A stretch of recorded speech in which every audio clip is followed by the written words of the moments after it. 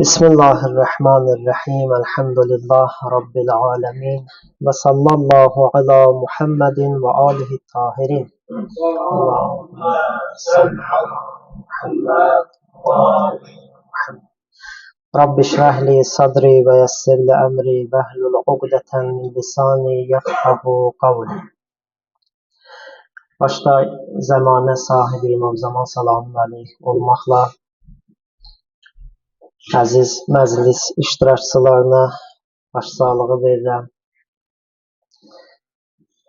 Bugün məclisdə münasib gördüm, çox eşitdiyiniz, amma az məlumatlı olduğunuz bir məsələ barədə işarə edeyim və bir neçə dəqiqə vaxtınızı alın. Bu, əziz İslam Peyğəmbərinin qızı Fatimə salamun aleyhaya Allahın əmri ilə bağışladığı fədək məsələsidir. Baxın, fədək Mədinə şəhərinin şimalında yerləşən bir dənə torpaq adıdır, bir dənə məntəqə adıdır fədək. Diqqətlə qulaq asın, çox önəmli məsələdir. Bəzi şübhələri də aradan aparmaqda kömək edir, məlumatlı olmaq. Xeybər qalalarının yaxınlığında yerləşən bu məntəqə fədək. Mədinə şəhərindən təqribən 100 kilometr fasiləsi var idi. Bu, həmin məntəqədə yəhudilər yaşayırdı. İslam zuhur eləməmişdən hələm əsrlər öncə yəhudilər köçmüşdülər ora. Və köçmələrinin səbəbi barədə də belə deyirlər ki, öz alimlərindən, peyğəmbərlərindən eşitmişdilər ki, axır zamanda özündən öncəki peyğəmbərləri təsdiq edən və sonuncu peyğəmbər Mədinə şəhərində zuhur eləyəcək. Bunu eşitmişdilər, gəlib bu məntəqədə yerləşmişdilər. Ona görə bu məntəqəyə hicrət eləmişdilər. Və əsas da 3 dənə məşhur tayfa idilar bunlar. Bəni Qureyzədir, Bəni Qinqa və Bəni Nəzir tayfaları. Bu 3 tayfa Xeybər qalalarının yanında, Mədinə yaxınlığında bir məntəqədə yerləşmişdilər. Bu yəhudilərin 3 dənə önəmli xüsusiyyətləri var, mövzu ilə əlaqədardır. Ona görə xahiş edirəm, diqqət edin ki, zəncil əlinizdən itməsin. Bu, yəhudilər mal-dövlət düşkünüdürlər, mal-dövlət aşiqidirlər, mal-dövləti sevirlər. Bu, birinci xüsusiyyətlərdir. İkinci xüsusiyyətləri uzaq görəndirlər, tədbirlidirlər və o stratejik yerlərdə məskunlaşmaq üçün, o yerlərini möhkəmlətmək üçün uzaq görənlikləri var, tədbirləri var. Və üçüncü xüsusiyyətləri də elm əhlidirlər. Yəni, o vaxtın o bədəvi ərəblərindən daha mədəniyyətli və yüksək mədəniyyətə sahib idilər. Əziz İslam Peyğəmbəri, mən çox qısa qeyd edirəm, əsas mətləbə gəlim. Əziz İslam Peyğəmbəri Mədiniyə hicrət eləyəndən sonra, hökumət qurandan sonra bu həmin yəhudilərə dəymədi. Bunlarla əhd bağladı və əhdin də əsas 2 hissəsi var idi. Bir, müsəlmanların əleyhinə çıxmasınlar bu yəhudilər və bir də müsəlmanların düşmənlərinlə həmkarlıq eləməsinlər. Bu 2 məsələni Peyğəmbər bunlarla əhd bağlayır və icazə verir ki, onlar elə məskunlaşsınlar o olduqları yerdə.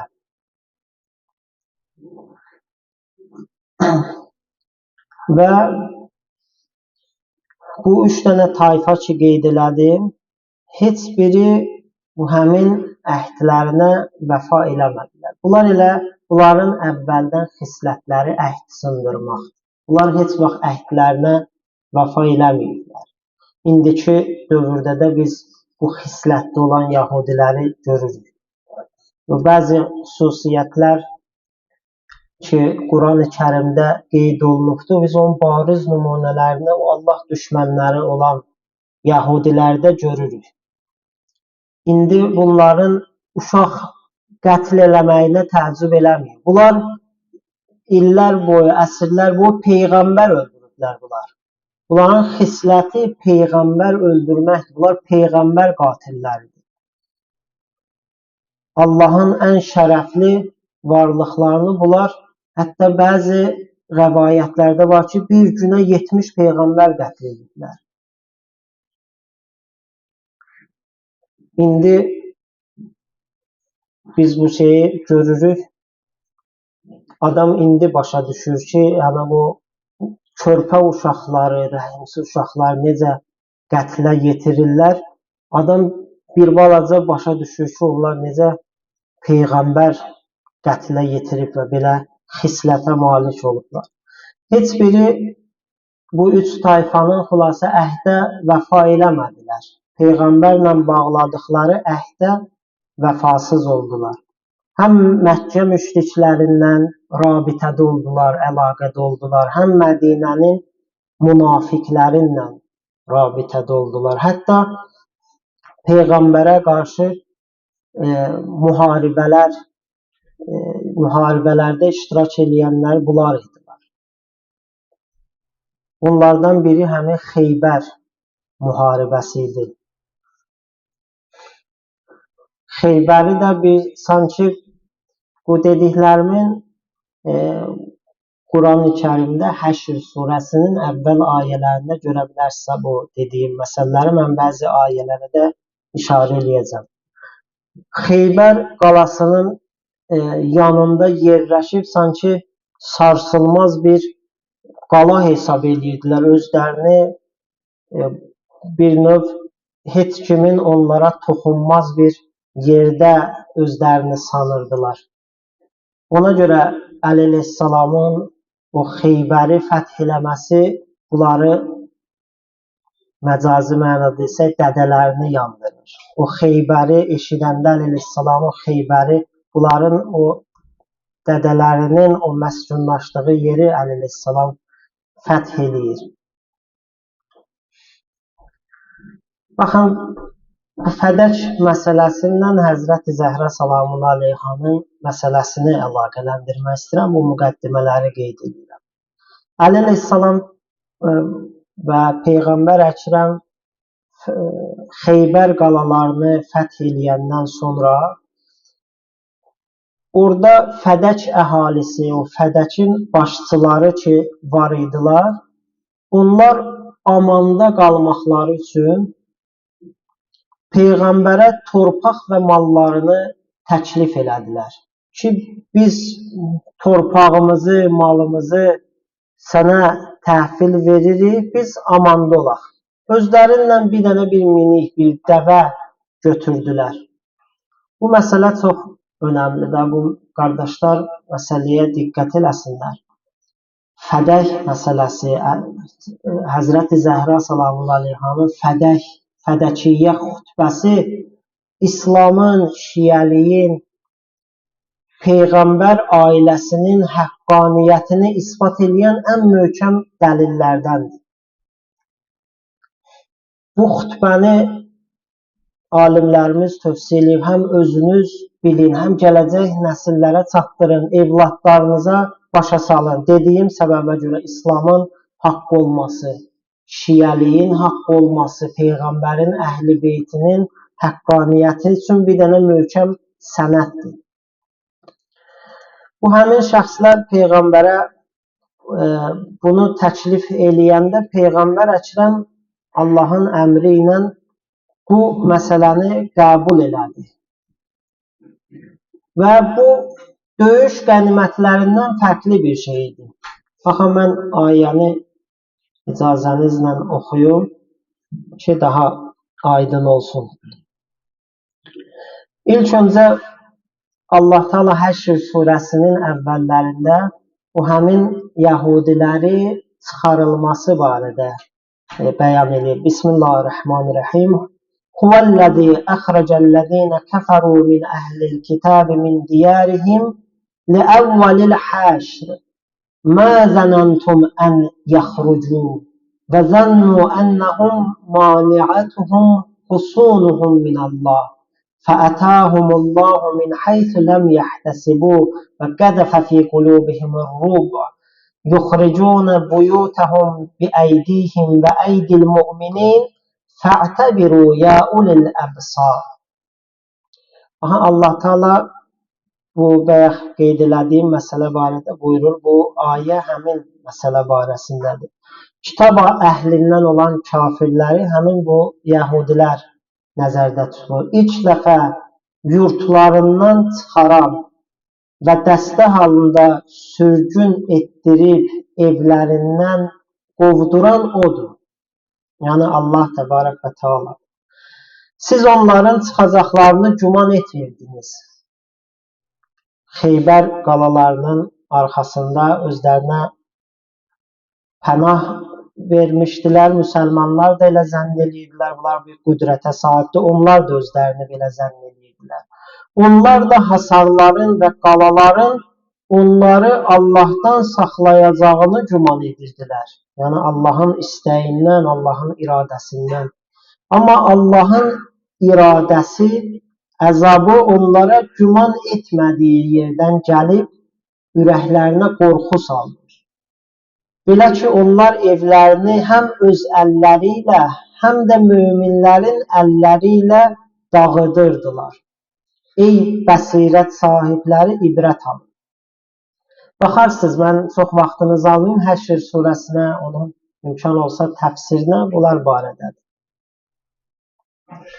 Və bu, bayaq qeyd elədiyim kimi, döyüş qənimətlərindən fərqlidir.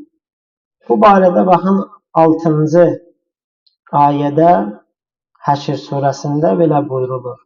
وَمَا أَفَاءَ اللّٰهُ عَلَى رَسُولِهِ مِنْهُمْ فَمَا أَوْجَفْتُمْ عَلَيْهِ مِنْ خَيْلٍ وَلَا رِكَابٍ وَلَكِنَّ اللّٰهَ يُسَلِّطُ رُسُولَهُ عَلَى مَنْ يَشَاءُ وَاللّٰهُ عَلَى كُلِّ شَيْءٍ قَدِيرٌ.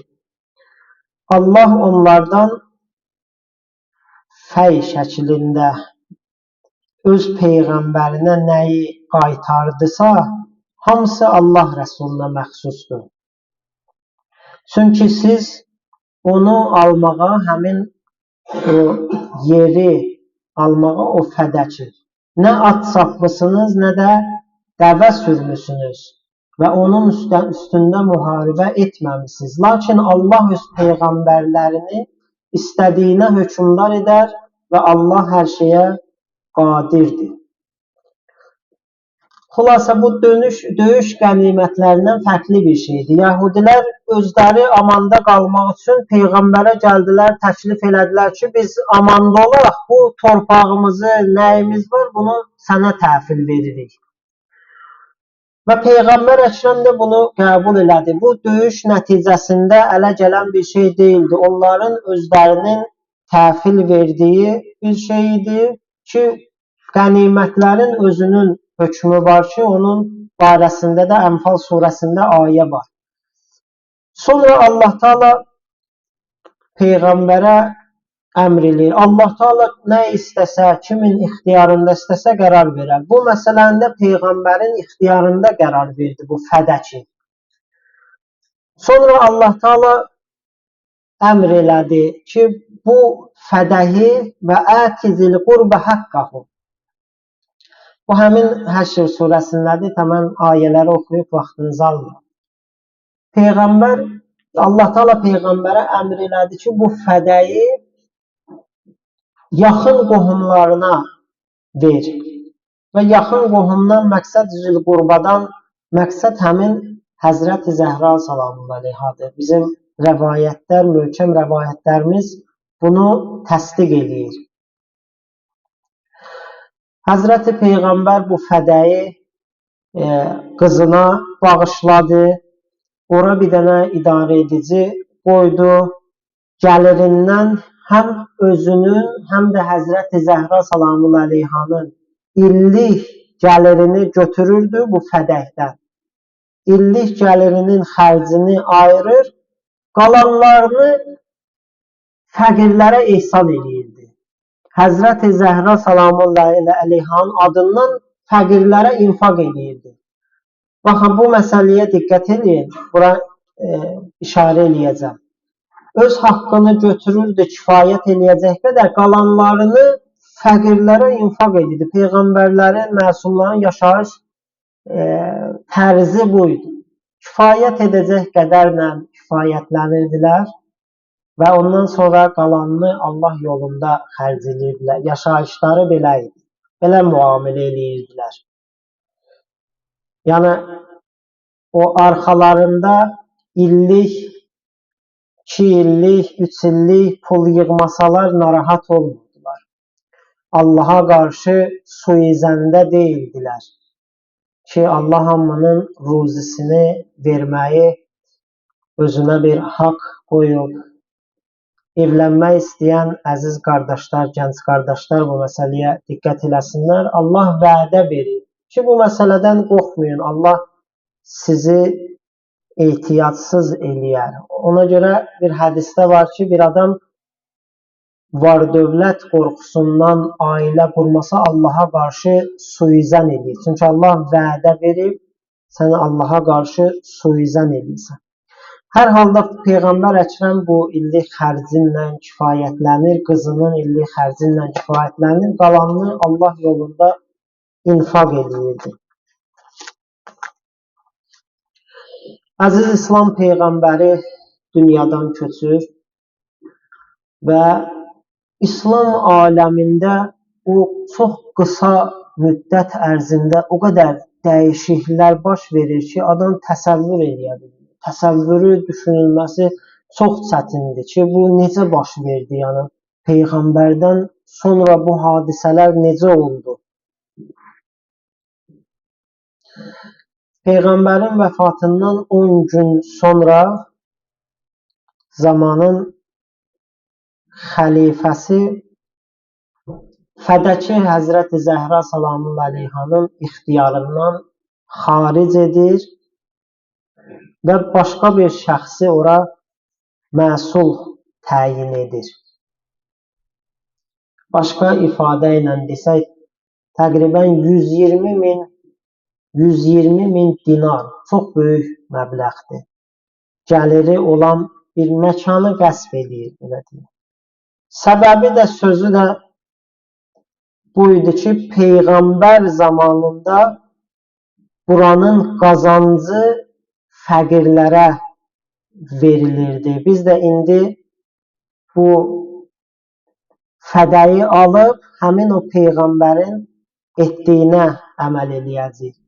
Amma bayaq qeyd elədim, dedim yadınızda saxlayın. Baxın, bu Allahın əmri ilə Peyğəmbərin qızına bəxş elədiyi bir məkan idi. Və orada da Peyğəmbər Əkrəm o illik tələbatını götürəndən sonra onu infaq eləyirdi. Və bunun mənası bu deyil ki, o hökumətə bağlı bir, hakimiyyətə bağlı bir yer idi və Peyğəmbər hökumət tərəfindən onu fəqirlərə ehsan eləyirdi. Və bu hadisədən təqribən 2 ay sonra idi ki, Həzrəti Zəhra salamullahi əleyhanın özünü də şəhid elədilər. Amma buna baxmayaraq, bu qısa müddət ərzində Həzrəti Zəhra salamullahi əleyha fədək barədə bəzi sözlər dedi, xütbə elədi və bu xütbə şiənin və ya qeyd elədiyim kimi iftixarı sayılır. Bu xütbə ilə tanış olmalıyıq. Allah ömür versə, inşallah sabah bu xütbə barədə danışacağam. Bugün istədim sadəcə bu açıqlayam ki, bu fədək məsələsi nə idi? Bir nəfər bizdən soruşsa bu qədər ki, fədək deyirsiniz, fədəyin qəsb olunmağından danışsınız. Bu fədək nə məsələdir? Dəlili nədir? Çalışdım bir həddə qısa olsa da izah eləyim, amma önəmli, o qədər önəmlidir ki, hər birimiz daha ətraflı araşdırmalıyıq, oxumalıyıq, özümüz yaxşı məlumatlanmalıyıq bu barədə və evladlarımıza tanıtmalıyıq. Əllamə Misbah Yazdi rəhmətullahi aleyh buyurur ki, o qədər gözəl formada Həzrəti Zəhra salamun aleyha bu məsələdən müdafiə elədi ki, hətta müqayisə eləyir, mən onun o böyük alimin sözünü təkrar edirəm. Hətta Əli əleyhissalamda bu işi Həzrəti Zəhra salamun aleyha kimi bacarmazdı. Səbəbini isə bunu vurğulayır ki, Əli əleyhissalam bu dava iddia məsələnin bir tərəfi idi. Peyğəmbərin canişinliyini iddia eləyirdi İmam Əli əleyhissalam. Və o hər nə desəydi, deyəcəkdilər ki, sən öz xeyrinə danışsan, öz mənafeyini güdüsən. Sözümü bu məsələ ilə yekunlaşdırmaq istəyirəm. Baxın, əziz İslam Peyğəmbərinin qızı ağlamağı məşhur idi. Eşitmişsiniz bu məsələlər barədə. Onlara olunan ən böyük zülmlərdən, ən böyük cəfalardan biri budur ki, onlara nisbət verirlər ki, onlar fədəyə görə, bu ağlamaqlar o fədəyə görə idi. Baxın, Əli əleyhissalam Nəhcül Bəlağədə necə buyurur? Bismillahirrahmanirrahim. Mə əsnəu bi fədəkin və qeyri fədək. Bizim nə işimiz var fədəklə, ya qeyri fədəklə? Bir şəxslər ki, dünya malında, dünya və dünyada hər nə varsa bir zərrə gözləri yoxdur bu şəxslərin. Əziz qardaşım, məclisin əvvəlində o İnsan surəsini oxudu və yut'imunət ta'amə alə hubbihi miskinən və yetimən. Bu ayə Əhl-i Beyt barədə nazil olur. Özlərinin şiddətli ehtiyacı olmaqlarına baxmayaraq o son tikələrini fəqirə, miskinə, yetimə bəxş eləyən şəxslərdirlər bunlar. Onların dünya malında nə işi var? Onların fədəklə nə işi var? Baxın, Həzrəti Zəhra salamun aleyha bu ağlamalarıyla, bu haqqını tələb eləməklərindən bir növ bunu bir həqiqəti aşkar eləmək üçün bir bəhanə bilirdi, bir fürsət bilirdi. Həzrətin o vaxtı edə biləcəyi ən uyğun, ən münasib iş buydu, ən kamil iş buydu. Bunu da ən gözəl formada yerinə yetirdi. Həzrəti Zəhra salamun aleyha bizə öyrətdi ki, din yolunda, vilayət yolunda nə bacarırsan, bacardığını eləməlisən. O Həzrət canından keçməklə, bu yolda şəhidə olmaqla bizə dərs verdi, ibrət verdi. Bu günlərdə ən çox ibrət almalı olduğumuz məsələ budur. Heç birimiz laqeyd yanaşmamalıyıq. Dinin qorunmasında, Allahın dininin irəli gedilməsində. Bugün bir şeir deyəcəm, işarə eləyəcəm sonunda. Bir Yəhudi, müsəlman olan bir Yəhudi təəccüb eləyir ki, Xeybər qalalarını, Xeybər dərvazasını o əlinlə çıxardan Əli əleyhissalam necə olur ki, onu əli zəncirli aparırlar məscidə, heç nə dillənmir. Gözünün qarşısında həyat yoldaşını şəhid eləyirlər, dillənmir. Nə üçündür? Bunların hamısı nə üçündür? Peyğəmbərə verdiyi sözün müqabilində, dinin qorunması müqabilində. Bütün bu çətinliklərə buna görə dözüblər. Sallallahu aleyki ya Fatimətəz Zəhra. Peyğəmbərin belə bir durdanə qızına, Peyğəmbər ki, Həzrəti Zəhra salamun aleyha gələndə əyağına qalxardı Həzrəti Zəhra. Həzrəti Zəhranın Onun bəzi rəvayətlərə görə əllərindən öpərdi, bəzi rəvayətlərə görə üzündən öpərdi.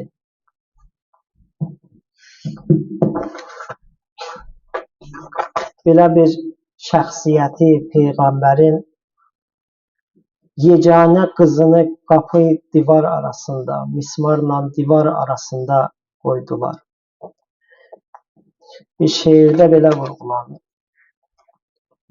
Mən müəllifini tanımıram, amma sözləri məni halımı dəyişdi. Dedim sizə də burada oxuyum bu şeiri.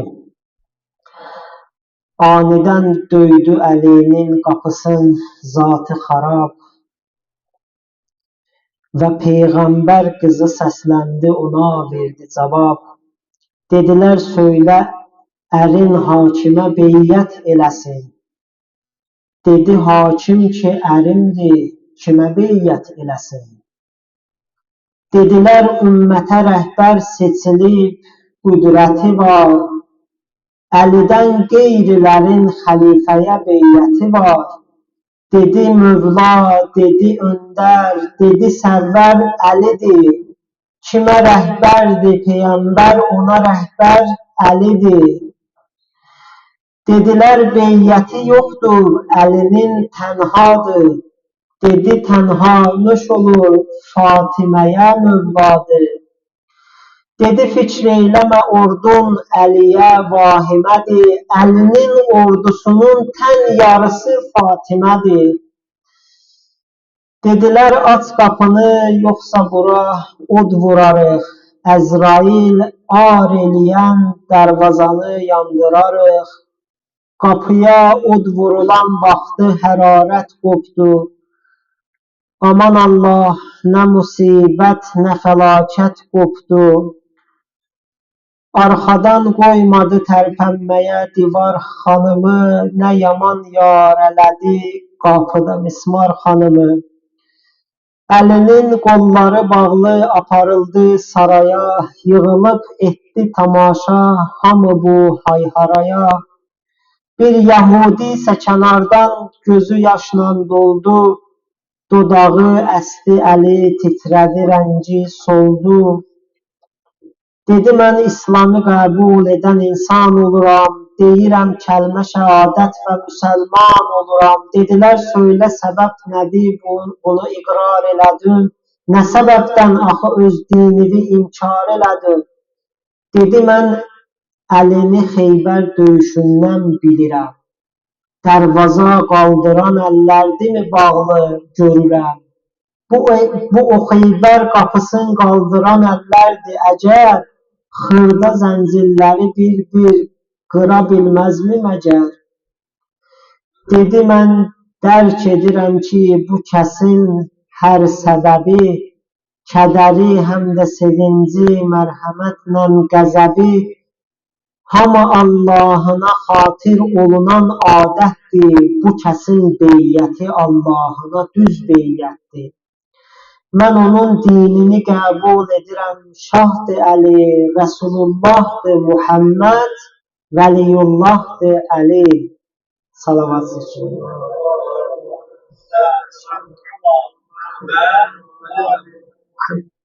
Allah Teala bizi İmam Əli və övlad-ı Əlidən ayrı salmasın. Allah aqibət və axirətimizi xeyirli qərar versin. Allah inşallah bizi bu qapıda yaşadıb, bu qapıda ölənlərdən qərar versin. Əhl-i Beyt kimi dinin müdafiəsində, dinin inkişafında, dinin irəli getməsində, haqq dinin insanlara çatmasında, necə ki onlar bizə ibrətdirlər, örnəkdirlər. Allah hamımıza tövfiq versin. Biz də bu dinin irəli getməsində, dinin inkişafında, dinə zinət olanlardan olaq inşallah. Allah Əhl-i Beyt düşmənlərinə qiyamətə qədər lənət eləsin. Bizi, evladlarımızı, nəslimizdən Əhl-i Beyt düşmənləri qərar verməsin. Allah Teala dünyanın hər yerində zülm eləyən, hidayət olmayan zalimlar var. Allah hamısını məhv-i nabud eləsin. Zülmə məruz qalan, dünyanın hər yerində zülmə məruz qalanlar, məxsusən Qəzza, Fələstində olan məzlum müsəlmanlara yar və yardımcı olsun. Allah İslamın bayrağını bütün bayraqlardan uca eyləsin inşallah. Aqibətimiz xeyirli olsun. İmam Zaman salamun əleyhin zuhuru təcil olsun. Salavat zikr eləyək.